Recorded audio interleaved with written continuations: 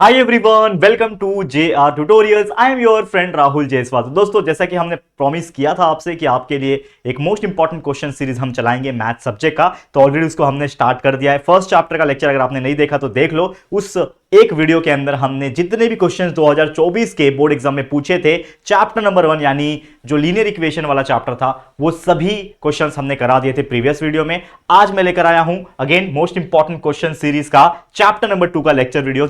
इस वीडियो के अंदर 2024 का जो भी बोर्ड एग्जाम हुआ था उसमें मैथ्स 1 सब्जेक्ट का जो ये चैप्टर नंबर 2 है, जिसका नाम है क्वाड्रेटिक इक्वेशन, इसमें जो भी question 1 marks category, 2 marks, 3 marks, 4 marks, जितने भी कैटेगरी के क्वेश्चन है उन सभी को हम सॉल्व कराने वाले हैं, जिससे आपकी हेल्प हो सके, प्रैक्टिस हो सके। और प्रीवियस ईयर क्वेश्चंस करोगे तो डेफिनेटली ऐसे ही एग्जांपल्स आपको एग्जाम में इस बार 2025 में भी पूछे जाएंगे। तो जरूर से इस वीडियो को एंड तक देखना। एक रिक्वेस्ट ये है कि इतना हार्डवर्क आपके लिए किया जा रहा है, ठीक है, तो इस नाते आप लोगों को प्लीज हमारी सपोर्ट करना है, आपको हमारी हेल्प करना है, ज्यादा से ज्यादा वीडियोस को पहुंचाना है, लोगों तक शेयर करना है, ठीक है। और साथ ही में जो मोस्ट डिमांडिंग थिंग है, जो सबसे डिमांडिंग चीज अभी चलने वाली है, जो कि उड़ान बैच 3.0, वो भी बहुत जल्द आ जाएगा, ठीक है, उसकी अनाउंसमेंट भी हो जाएगी। तो चलिए शुरुआत हम लोग करेंगे। अगेन मैं बताना चाहता हूं कि ये क्या है, मोस्ट इंपॉर्टेंट क्वेश्चन सीरीज, जो कि 2024 के प्रीवियस ईयर क्वेश्चन के ऊपर बेस होने वाली है। चैप्टर का नाम है क्वाड्रेटिक इक्वेशन, जिसका नाम है चैप्टर नंबर 2, माफ करना यहां पे चैप्टर नंबर 1 मैंने गलती से लिख दिया, ये चैप्टर नंबर 2 है, जिसका नाम है क्वाड्रेटिक इक्वेशन, और उड़ान बैच 3.0 कमिंग सून। तो चलो स्टार्ट करते हैं। तो सबसे पहले जो 2024 का जो बोर्ड एग्जाम का क्वेश्चन पेपर अगर आप देखोगे, उसमें कैटेगरीज तो आपको पता होगा कि पहले क्वेश्चन नंबर 1A आता है जो 1 मार्क्स का होता है, जिसमें ऑप्शंस पूछे जाते हैं। 1B आता है 1 मार्क्स का, जिसमें ऑप्शन नहीं दिए होते हैं। फिर 2 मार्क्स आता है जो कि एक्टिविटी बेस होता है, फिर 2 मार्क्स सॉल्व करने वाला आता है, फिर 3 मार्क्स एक्टिविटी बेस, फिर 3 मार्क्स सॉल्व करने वाला, फिर 4 मार्क्स का क्वेश्चन एंड वापस से 3 मार्क्स का क्वेश्चन। तो सभी में अलग अलग टाइप के होते हैं। तो इस चैप्टर क्वाड्रेटिक इक्वेशन की जब भी मैं बात करता हूं, तो इसमें जो पहला क्वेश्चन पूछा था, अगर आप पेपर देखोगे क्वेश्चन पेपर 2024 वाला, तो उसमें 1 मार्क्स की कैटेगरी में एक क्वेश्चन पूछा था विद ऑप्शन वाले कैटेगरी में, ठीक है। तो क्वेश्चन ये था कि if 3 is one of the roots of the quadratic equation, यानी एक क्वाड्रेटिक इक्वेशन है जो कि है kx square minus 7x plus 12 is equal to 0। इस क्वाड्रेटिक इक्वेशन में ऐसा बोला गया है कि 3 is one of the roots, मतलब उसका एक रूट है 3, मतलब कहीं ना कहीं इसमें जो x है इसका वैल्यू है x इज इक्वल टू 3, ठीक है। तो हमें पूछा है k का वैल्यू निकालो, तो इसमें k आपको दिख रहा है, उसका वैल्यू हमें निकालना है। तो सबसे पहले ऐसे क्वेश्चंस को सॉल्व कैसे किया जाता है, तो उसके लिए मैं क्या करता हूं, एक सॉल्व करने के लिए अलग से यहां पे मैंने शेप बना लिया, इसके अंदर मैं सॉल्व करूंगा। तो सबसे पहले अगर ऐसा क्वेश्चन आया कभी भी क्वाड्रेटिक इक्वेशन वाला, तो उस क्वाड्रेटिक इक्वेशन को चुपचाप लिख दो, जो कि है 7x प्लस 12, ठीक है। अब यहां पे क्लियरली बोल रहा है कि 3 is one of the roots of the quadratic equation. तो यहां पे आप एक डायलॉग लिख सकते हो, क्या, गिवन दैट आप लिखो ऐसा। वैसे इसका स्टेप्स का मार्क्स नहीं होता है, अगर 1 मार्क्स की कैटेगरी में विद ऑप्शन वाला आया तो सिर्फ ऑप्शन आपको लिखना होता है, मतलब सही जवाब आपको लिखना होता है, सॉल्व करने का मार्क्स नहीं मिलता, सॉल्व आपको रफ में करना होता है। लेकिन मैं आपको कंसेप्ट भी समझाता हूं ताकि आपका ये रिवीजन जो हो रहा है, जो ये इंपॉर्टेंट क्वेश्चन का सीरीज चल रहा है, इसमें आपको जो क्वेश्चंस में कराऊंगा, इसके साथ साथ बच्चों का रिवीजन भी हो जाएगा और एक तरीके से कंसेप्ट भी क्लियर हो जाएगा। इस प्रकार से हम मेहनत कर रहे हैं, ठीक है। तो यहां पे आप लिखो given that 3 is root of this quadratic equation. Shortcut लिख रहा हूं क्यू मतलब क्वाड्रेटिक, ई मतलब इक्वेशन, तो क्यू ई शॉर्टकट लिख रहा हूं, आप लोग पूरा लिखना, ठीक है।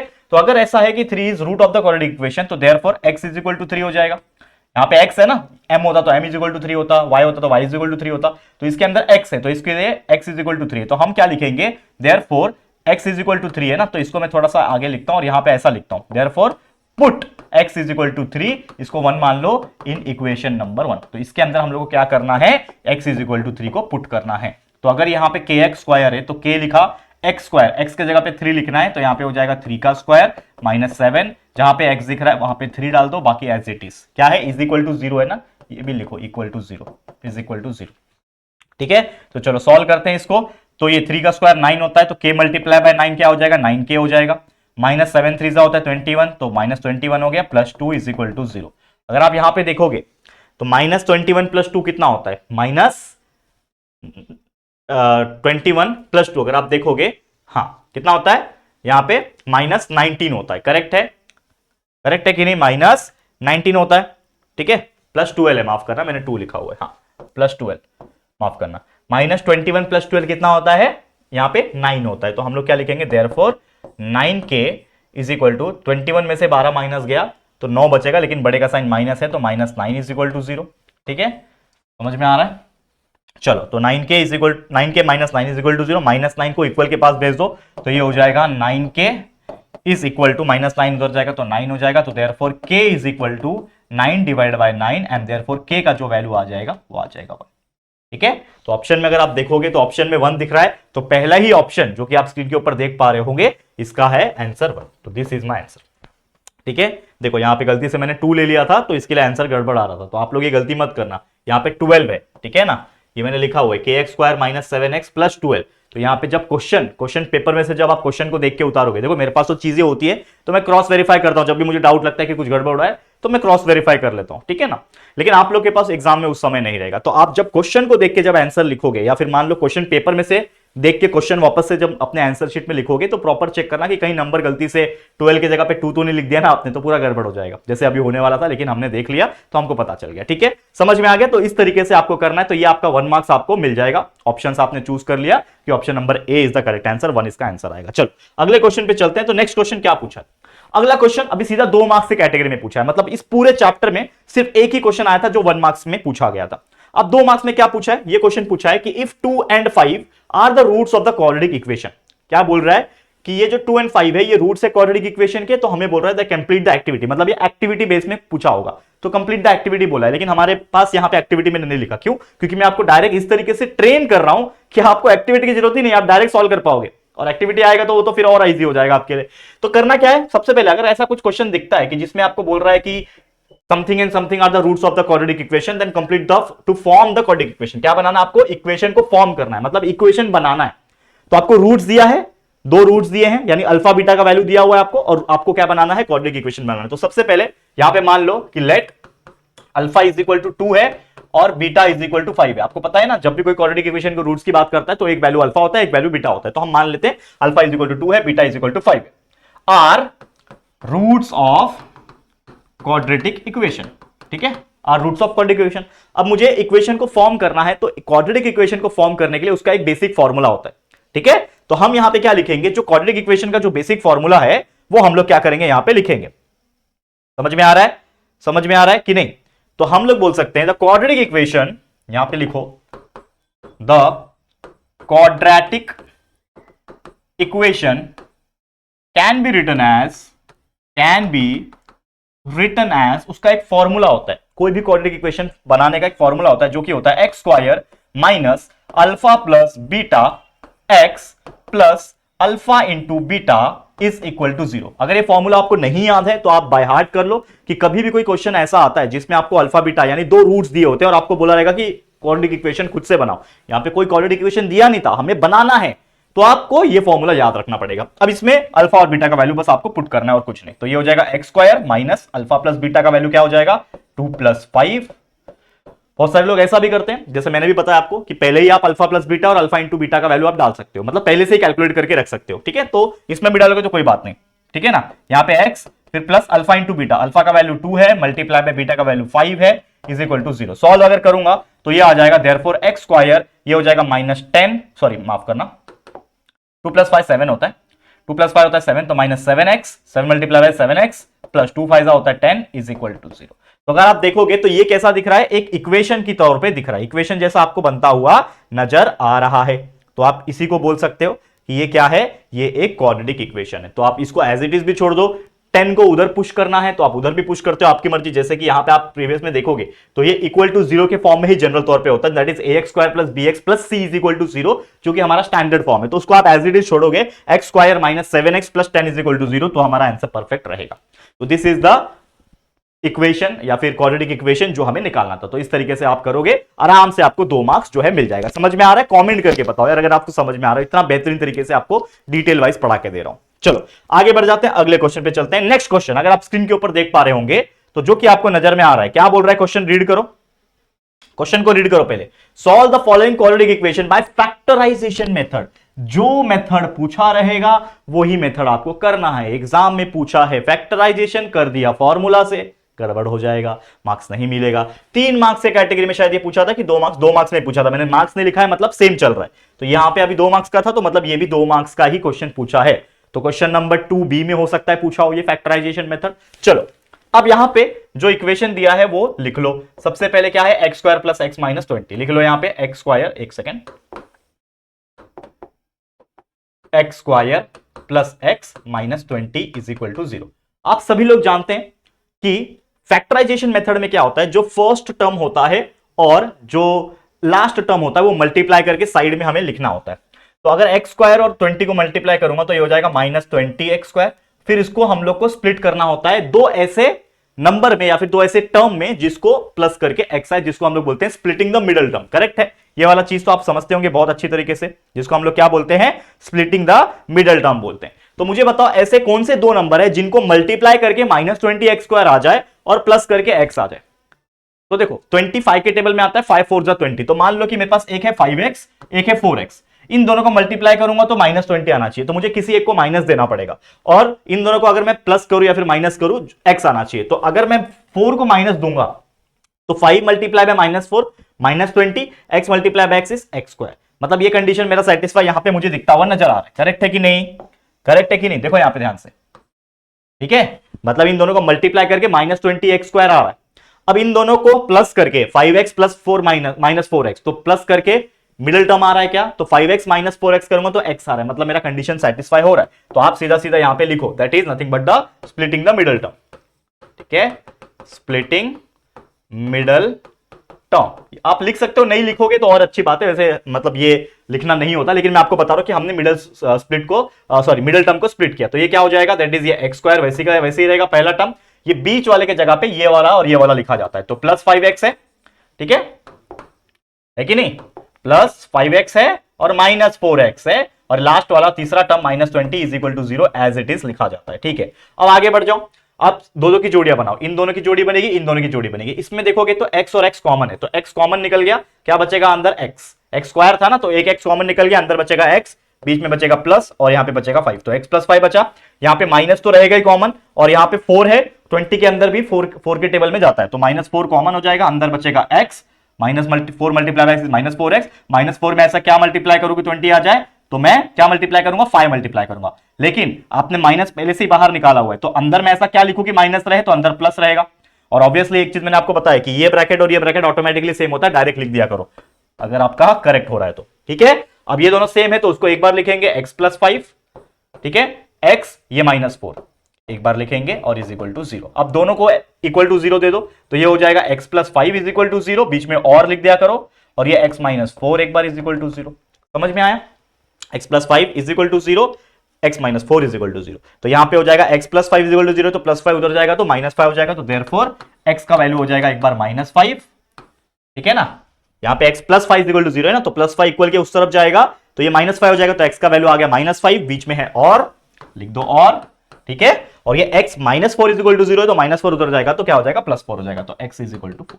तो इस तरीके से हमने दो वैल्यू जो है वो निकाल दिए, एक बार x का वैल्यू माइनस 5 आ रहा है, एक बार x का वैल्यू 4 आ रहा है। तो इस तरीके से ऐसे क्वेश्चंस को फैक्टराइजेशन के तौर पे हम लोग को क्या करना होता है दोस्तों, सॉल्व करना होता है। बहुत ईजी होता है, मतलब इससे सिंपल और कुछ नहीं हो सकता। आप देख सकते हो ऐसे क्वेश्चन भी 2024 में पूछा गया था, मतलब समझो फैक्टराइजेशन के ऊपर भी क्वेश्चन पूछता है, हो सकता है सेम आ जाए, वैल्यू चेंज करके आ जाए, या फिर जो भी आपके प्रैक्टिस सेट में हमने जो प्रॉब्लम सेट में सब कुछ करा रखा है उसको आप प्रैक्टिस करते रहो।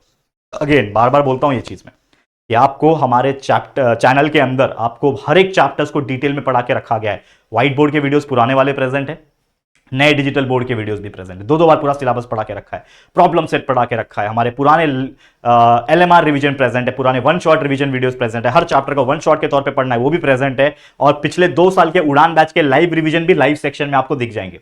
ठीक है, और इस साल उड़ान बैच 3.0 तो जल्दी आ जाएगा 5-8 दिन के अंदर, तो वो भी उसके लिए भी रेडी रहना। ठीक है, समझ में आ गया। अब चलते हैं एक और क्वेश्चन की तरफ, और ये आखिरी क्वेश्चन है, मतलब इस वीडियो का आखिरी क्वेश्चन है, क्योंकि इतना ही क्वेश्चन आया था आपके 2024 के बोर्ड एग्जाम में। तो आखिरी क्वेश्चन जो 3 मार्क्स से कैटेगरी में पूछा था, क्या है वो question, solve following quadratic equation by formula method. Formula method पूछा था, मतलब सेम क्वाड्रेटिक इक्वेशन आपको एक दिया रहेगा, इसको सॉल्व करना है, लेकिन कौन सा मेथड से, फॉर्मूला मेथड से बोल के रखा हुआ है। तो चलो सॉल्व करेंगे। तो सबसे पहले जो दिया हुआ है लिख दो, 3m square minus m minus 10 is equal to 0। याद है फॉर्मूला मेथड कैसे करते हैं, सबसे पहला स्टेप फॉर्मूला मेथड में ये होता है कि हमें स्टैंडर्ड फॉर्म से इसको कंपेयर करना होता है और हमारे a, b और c के वैल्यू निकालने होते हैं। फिर उसके बाद डिस्क्रिमिनेंट निकालना होता है b स्क्वायर माइनस 4ac, और उसके बाद हमारा जो फॉर्मूला होता है फॉर्मूला मेथड का वो डाल के उसमें वैल्यू पुट करके कैलकुलेट करना होता है। बहुत सिंपल। तो सबसे पहले हम लोग क्या लिखेंगे, कंपेयर विथ स्टैंडर्ड फॉर्म। क्या होता है standard form, that is a m square हो जाएगा, क्योंकि यहां पे एम है तो इसके लिए वैसे क्या होता है a x square plus b x plus c is equal to 0, लेकिन यहां पे एम है तो इसके लिए ए एम स्क्वायर लिखा, a m square a x square plus b x यानी b m plus c is equal to 0। तो उसके अकॉर्डिंग मेरे पास ए का वैल्यू आ जाएगा, कंपेयर करोगे तो ए की जगह पे 3 है, ए इज इक्वल टू 3 आ गया, बी की जगह पे क्या है m और m हटा दो तो b की जगह पे क्या बच रहा है माइनस कुछ नहीं मतलब 1, तो b इज इक्वल टू -1 और c की जगह पे क्या लिखा हुआ है -10 लिखा हुआ है। तो a b और c का वैल्यू मिल गया हमें, क्या है a is equal to 3, b is equal to -1 और c इज इक्वल टू -10। अब इसमें हम लोग निकालेंगे डिस्क्रिमिनेंट। तो डिस्क्रिमिनेंट कैसे निकाला जाता है बच्चा, आप लोगों को मैंने बहुत बार बताया हुआ है। तो डिस्क्रिमिनेंट को d बोलते हैं, निकाल लो b स्क्वायर -4ac, तो b कितना है -1, तो -1 का हो जाएगा स्क्वायर -4 मल्टीप्लाई बाय a का वैल्यू है 3 मल्टीप्लाई बाय c का वैल्यू है -10। सॉल्व कर लो, आ जाएगा -1 का स्क्वायर 1 होता है, 4 3 12 होता है, 4 3 12 होता है ना, और मल्टीप्लाई बाय या फिर लिखो मत उसको, एक ही बार मल्टीप्लाई करके 4 3 12 12 10 120, 12 10 120 होता है, लेकिन ये माइनस माइनस प्लस हो जाएंगे तो 120 हो जाएगा, करेक्ट। तो 1 प्लस 120 समझ में आ रहा है। तो 1 प्लस 120 कितना होता है बच्चा, 121 होता है। तो हमारा जो d का वैल्यू आ गया, यानी d इज इक्वल टू जो b स्क्वायर -4ac का जो वैल्यू आ गया वो आ गया 120 प्लस 1 इज नथिंग बट 121। तो इस तरीके से इसको एक बॉक्स बना के छोड़ दो। तो हमने क्या निकाल दिया, b स्क्वायर -4ac यानी डिस्क्रिमिनेंट का b स्क्वायर -4ac का वैल्यू 121 निकाल दिया, ठीक है। अब यहां पे मैं क्या करता हूं, ध्यान देना। उसके बाद क्या करना होता है, जब भी कोई फॉर्मूला मेथड आया उसके बाद उसका फॉर्मूला जो है वो लिखना पड़ता है। क्या होता है फॉर्मूला, अगर आप देखोगे फॉर्मूला क्या होता है, तो ऐसा लिखो बाय फॉर्मूला मेथड। क्या है फॉर्मूला मेथड, फॉर्मूला होता है x is equal to -b plus minus under root of b square -4ac upon 2 है। लेकिन यहां पे हम इक्वेशन को अगर देखेंगे तो इसमें x नहीं है, इसमें m है, तो यहां पे हम लिखेंगे m इज इक्वल टू। याद रखना, ये बच्चे गलतियां कर देती छोटी मोटी, मार्क्स कट जाता आधा मार्क्स।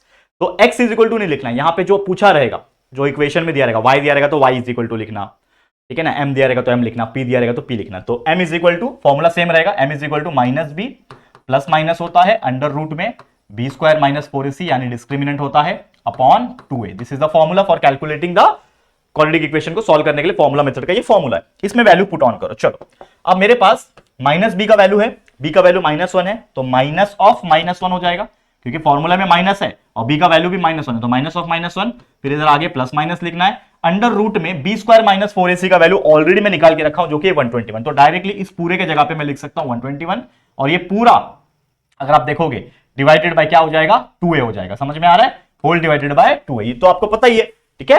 ये वाला फॉर्मूला तो आप जानते हो, मतलब इसका जो पूरा कैलकुलेशन है ये आपको पता ही है। चलो अब सॉल्व करते हैं, यहां पे सॉल्व करो फटाफट से। हाँ, इसको मैंने पूरा नहीं किया, यहां पे देखो ध्यान से, तो इसको अभी सॉल्व करेंगे तो क्या हो जाएगा, देखो अगर आप ध्यान सोगे 121 का स्क्वायर रूट निकलता है, 121 किसका स्क्वायर रूट है, 11 का, 11 का स्क्वायर करोगे तो 121 आता है। तो मतलब ये हमारा अगला स्टेप हो जाएगा, ये माइनस मल्टीप्लाई बाय -1 क्या हो जाएगा, ये पॉजिटिव 1 हो जाएगा, अंडर इसमें प्लस माइनस है और 121 का स्क्वायर रूट होता है 11, ये आ गया। और एक और चीज जो हमने यहां पे नहीं लिखा, ये a का वैल्यू मैं जानता हूं ना बच्चा, a का वैल्यू तो मैं जानता हूं, तो 2 मल्टीप्लाई बाय a का वैल्यू जो था 3, वो मैं डालना भूल गया, 2a है ना, तो 2 मल्टीप्लाई बाय a का वैल्यू क्या है 3, तो डाल दिया।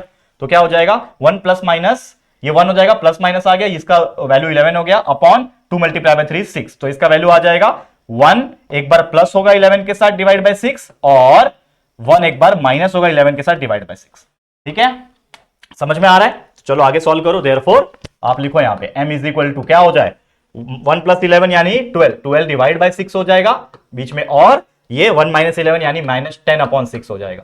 तो एक बार वैल्यू आएगा m is equal to 12 upon 6, मतलब m इज इक्वल टू 2 आ गया, 6 2 12, और -10 डिवाइड बाय 6, तो 6 के टेबल में 10 जाता नहीं है, लेकिन 2 के टेबल में कटेगा, तो कितना हो जाएगा, 2 के टेबल में कितना हो जाता है, 2 5 10 होता है, यानी -5, और नीचे 2 3 6, तो -5 अपॉन 3 आ जाएगा, ठीक है। इसको ऐसा लिखो, m इज इक्वल टू के फॉर्म में लिखो -5 अपॉन 3, ठीक है, समझ में आ गया। तो इस तरीके से ये जो क्वेश्चन हमें पूछा था, ये जो क्वाड्रेटिक इक्वेशन जो कि आप देख पा रहे हो स्क्रीन के ऊपर, जिसका वैल्यू जो है हमने निकाल दिया है बहुत ही आसानी से, कि कभी भी कोई क्वाड्रेटिक इक्वेशन दिया जाएगा, सबसे पहले उसको कंपेयर करो स्टैंडर्ड फॉर्म से, ए बी सी का वैल्यू निकालो, उसके बाद उसका डिस्क्रिमिनेंट यानी बी स्क्वायर -4ac का वैल्यू निकालो, फॉर्मूला मेथड में फॉर्मूला डालो, that is x is equal to, मतलब m रहेगा तो m, x रहेगा तो x, तो is equal to -b plus minus under root of b square -4ac upon 2। ये फॉर्मूला आपको बाय हार्ट होना चाहिए एकदम जबरदस्त तरीके से, उसमें वैल्यूज पुट ऑन करना, डालना, कैलकुलेट करना, सिंप्लीफाई करना और आपके दो वैल्यू आपको निकलेंगे। एक आया यहां पे m इज इक्वल टू 2, दूसरा आया m इज इक्वल टू -5/3